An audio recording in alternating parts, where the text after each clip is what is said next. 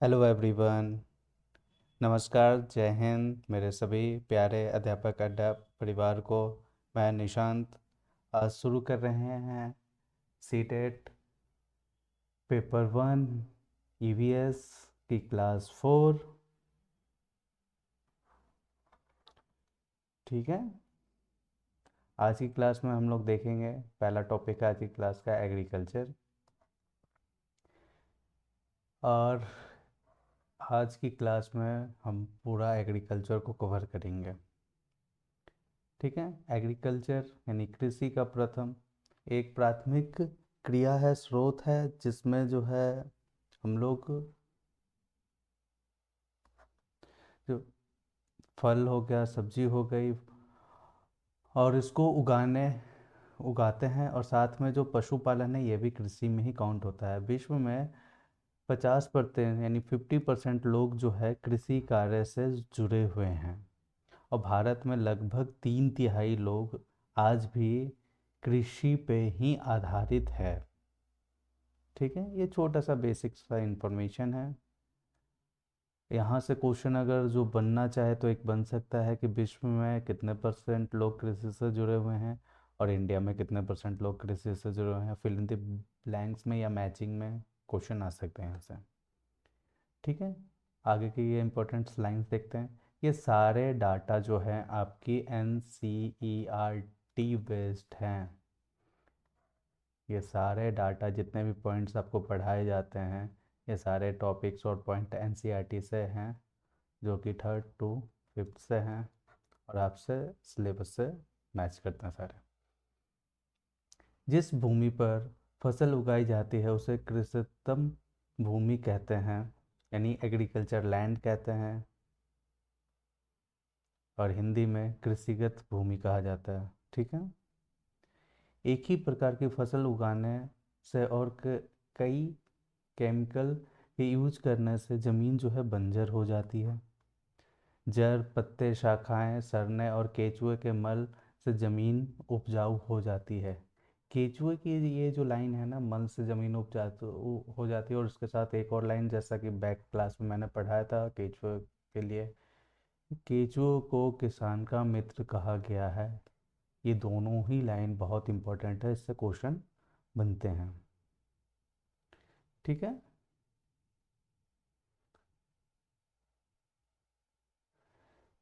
और अगला पॉइंट है लेइस।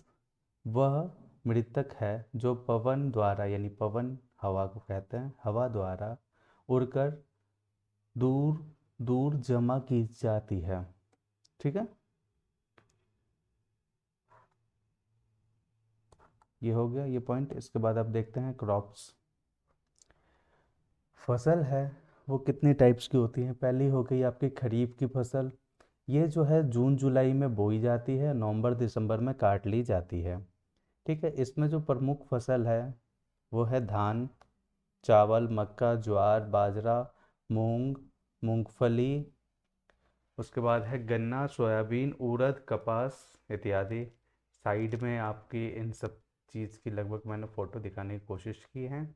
ये सारी जो फसलें हैं जो मैंने अभी नाम लिया, ये सारी की सारी फसलें आपकी खरीफ की हैं, जो कि आपकी जून जुलाई में बोई जाती है और नवंबर दिसंबर में काट ली जाती हैं। ठीक है। और इसमें जो भी इम्पोर्टेंट है वो आप साथ के साथ नोट डाउन करते जाइए, नोट्स बनाते जाइए, क्योंकि बिना नोट्स बनाए यहाँ पे याद नहीं रह पाएगा। चलिए अब देखते हैं। सेकंड है रबी की फसल, जो कि नवंबर दिसंबर में बोई जाती है और मार्च और अप्रैल में काट ली जाती है। जैसे कि यहाँ पे है आलू हो गया, जौ हो गया, चना हो गया, सरसों हो गया, मटर हो गया, गेहूँ हो गया, और बारसीम हो गया। ठीक है। ये सारी रबी की फसलें हैं। और जायद की जो फसलें हैं वो मई जून में बोई जाती है और जुलाई अगस्त में काट ली जाती हैं। इसमें हो गया ककड़ी हो गया, खरबूज हो गया, तरबूज हो गया, लौकी हो गया, कद्दू हो गया, भिंडी हो गई, और इत्यादि। ठीक है, ये सारी जो है जैद की फसलें हैं, मई जून में बोई जाती है, जुलाई अगस्त में काट ली जाती है, इसमें ज़्यादा टाइम नहीं लगता। चलिए, ये एक एनसीईआरटी में एक टॉपिक है जो कि एनसीईआरटी में बताया गया है कि प्याज की खेती की प्रक्रिया कैसे होती है। इसमें मिट्टी को पहले गुड़ाई करना होता है, यानी खोदना पड़ता है, उसके बाद उसमें बीज डालते हैं। उसके बाद उसमें बीज डालने के बाद जब वो अंकुरित होते हैं तो साइड से खल जो खरपतवार होते हैं, यानी छोटे छोटे पेड़, इंसेक्ट्स, उसको हटा दिया जाता है। और उगने के बाद जब प्याज ऐसे उग जाती है, फिर उसको जो है हार्वेस्ट यानी बाहर निकाला जाता है। फिर उसके बाद ये जो है यहाँ से ये पत्ते को काट लिया जाता है। फिर नीचे की प्याज पूरी हो जाती है। जब फार्मिंग की बात कर रहे हैं तो हम सिंचाई की भी बात कर लेते हैं। ठीक है, क्योंकि जब जो पौधा है उसको उगने में सबसे ज़्यादा विकास में जल की योगदान है, यानी पानी के बिना कोई भी काम नहीं हो सकता। तो इसलिए जल देने की प्रक्रिया को ही सिंचाई कहा जाता है। पौधे में जल की आवश्यकता, ये आपका टॉपिक नेम है।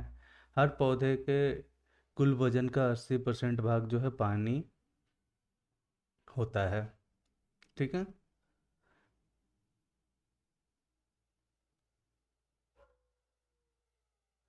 पौधे का जड़ जो है, यानी जड़ जो नीचे है यहाँ पे, वो जलीय घोल से, जो घोल के रूप में अपना वजन यानी भोजन प्राप्त करता है।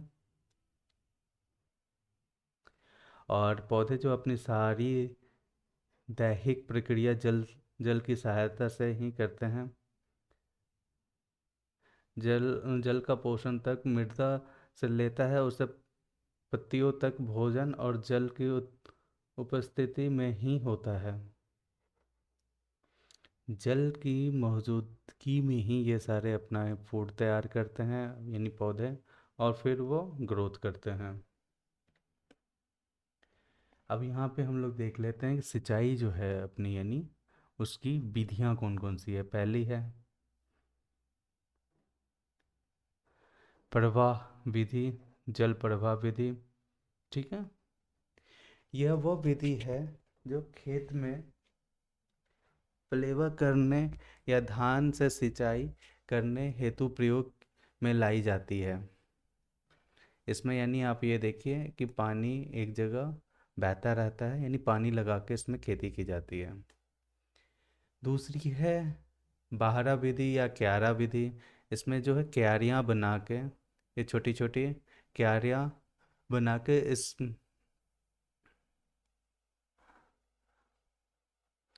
बहरे बना लेती हैं। इससे जो है यानी दोनों, और ऊपर से पानी का ये रहता है जिससे जो है, ये देखिए,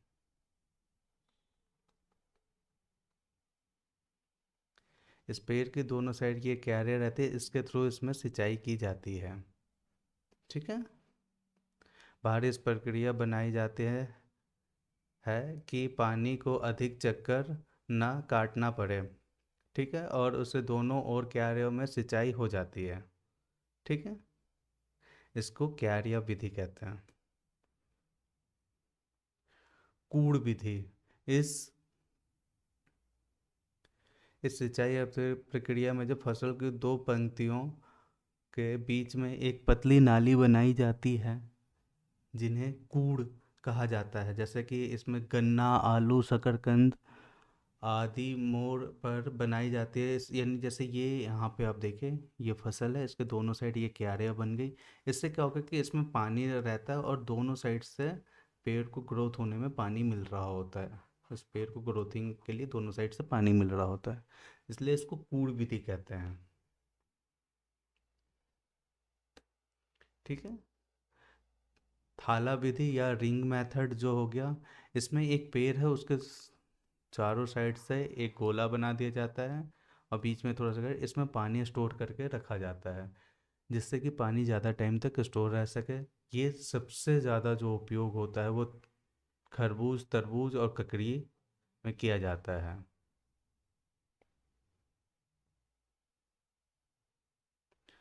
और ये जो है, और उसके बाद जैसे आम का पेड़ हो गया, लीची का पेड़ हो गया, इन सब में भी ये किया जाता है। ठीक है, छोटे छोटे वर्ताकार समतल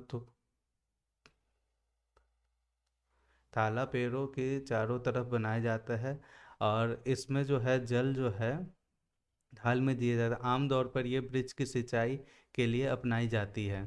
ठीक है। और ये सबसे ज़्यादा जो है आम वगैरह हो गया और लीची हो गया, इन सबसे पेड़ों में दिया जाता है। छिड़काव विधि, जिसमें स्प्रिंकलर यूज़ किया जाता है। इसमें ये जैसे कि आप देख रहे हैं, ये प्लास्टिक का ये होता है, और इसमें ये लंबे लंबे ये निकले रहते हैं स्प्रिंकलर्स, यहाँ से छिड़काव किया जाता है। इस विधि को में फुलवारियों पर पानी छिड़काव किया जाता है, जिनसे पानी की कमी, जहाँ यानी जिन क्षेत्रों में पानी की कमी होती है वहाँ पे ये काम किया जाता है, तथा भूमि को समतल नहीं होता वहाँ पे करते हैं ये। ठीक है। और ये बहुत ज़्यादा उपयोगी है, इसमें पानी कम यूज़ होता है, और ये रहता है जहाँ पे ढलान वगैरह हो गया, या जहाँ पे पानी की कमी हो गई, जैसे कि हरियाणा के कुछ ऐसे क्षेत्र जो राजस्थान से लगते हैं जहाँ पे पानी की थोड़ी सी कमी है और मिट्टी वैसी है, वहाँ पे ये सब चीज़ें ज़्यादा यूज़ होती हैं। ठीक है। ड्रिप एप्लीकेशन या ड्रिप मेथड, इसमें आप ये देखिए, इसमें ये पाइप्स होती हैं, पीवीसी पाइप, और इसमें से ये पाइप्स ऐसे जारी होती है और छोटे छोटे छेद होते हैं जो बूंद बूंद करके यहाँ पे पानी गिरता है। इस विधि की सिंचाई को जल को पौधे के जड़ के क्षेत्र में बूंद बूंद करके दिया जाता है। इस विधि को में वाष्पीकरण की प्रक्रिया द्वारा जल हानि नहीं के बराबर होती है। इस विधि में पीवीसी पाइप लाइन खेत में बिछाया जाता है। ठीक है। ये पाइपलाइन जो है ये पीवीसी की पाइप्स होती है, यानी प्लास्टिक की, और ये ड्रिप एलिगेशन मेथड होता है। अब फर्टिलाइज़र की बात कर लेते हैं, खाद की। ये पशुओं के मलमूत्र और पौधे के अवशेष और अन्य कार्बनिक पदार्थ से बना होता है। यह खाद मिट्टी, पोषण तत्व, सूक्ष्मजीवी और हमस और संचार प्रदान करते हैं, जो कि पौधों को स्वस्थ विकास के लिए महत्वपूर्ण है। यानी ये जो हमारे पौधे हो गए उनके ग्रोथ के लिए ये फर्टिलाइज़र होते हैं, और ये कैसे बनता है ये उसकी प्रक्रिया है। ठीक है। यहाँ पे सबसे इम्पोर्टेंट है खेती। इससे बहुत ज़्यादा हर बार लगभग एक नए क्वेश्चन रहता ही है। ठीक है। झूम खेती है, इसका तरीका बिल्कुल अलग है। एक फसल कटने के बाद ज़मीन को कुछ साल के लिए खाली छोड़ दिया जाता है, उसके इसमें खेती नहीं की जाती है। इस जगह पर जो बांस या जंगल उग जाते हैं उसे उखाड़ा नहीं जाता, बस गिरा कर जला दिया जाता है। यह राख जमीन में खाद का काम करती है। जैसे यहाँ पे ये छोड़ दिया, फिर इसको ना बांस से ही मार मार के नीचे की तरफ गिरा देते हैं, फिर उसमें आग लगा देते हैं, और जब वो जल जाता है तो जो राख होती है वो यहाँ पे फर्टिलाइज़र का काम करती है। ज़मीन को जलाते हुए आसपास के पेड़ न जले इस बात का, और जंगल को नुकसान न हो इस बात का ध्यान रखा जाता है। फिर इस ज़मीन में खेती की बारी आती है। जो ज़मीन को जोता नहीं जाता, यहाँ पे ज़मीन को जोतते नहीं है, मिट्टी को हल्के हिलाकर बीज छिड़क देते हैं। एक ही खेत में अलग अलग तरीके के बीज, जैसे कि मक्का हो गया, सब्जी, मिर्ची, चावल बोए जाते हैं। फसल के समय भी अनचाही घास और पौधे को उखाड़ते नहीं हैं, उन्हें गिरा देते हैं। क्योंकि यहाँ पे जब फसल होती है ना तो वो पौधों को जो खरपतवार होते हैं उसको ना ये लोग उखाड़ते नहीं है, गिरा देते हैं, ताकि वो मिट्टी में मिल जाए, और इससे जो है ज़मीन उपजाऊ हो जाती है। स्थानांतरित जो खेती है उसको झूम खेती कहते हैं। ये उत्तर पूर्वोत्तर आदिवासी क्षेत्र में की जाती है। इसे जनजाति कृषि भी कहा जाता है। कुडक झारखंड की एक आदिवासी जनजाति है। कुडक भाषा में जंगल को तोरंग कहा जाता है। यहाँ से ये वाला क्वेश्चन आते हैं, और ये जो है आपके लिए ये पॉइंट आपके लिए मोस्ट इम्पोर्टेंट है। ये क्वेश्चन यहाँ से बन जाता है कितने बार। अगर अच्छा लगा हो तो इसे लाइक कीजिए एंड शेयर कीजिए। आपके लिए जो नेक्स्ट टॉपिक होगा वो शेल्टर से रिलेटेड होगा, जो शेल्टर आपका है थीम उससे। और उसके बाद जो आपका टॉपिक होगा शेल्टर के बाद, वो वेशभूषा या पहनावा पे करेंगे कि कौन से स्टेट में क्या पहनावा होता है, उससे रिलेटेड आपका नेक्स्ट टॉपिक होगा।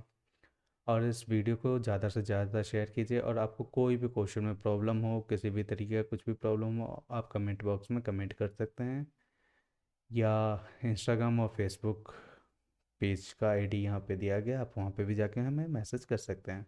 Thank you for watching.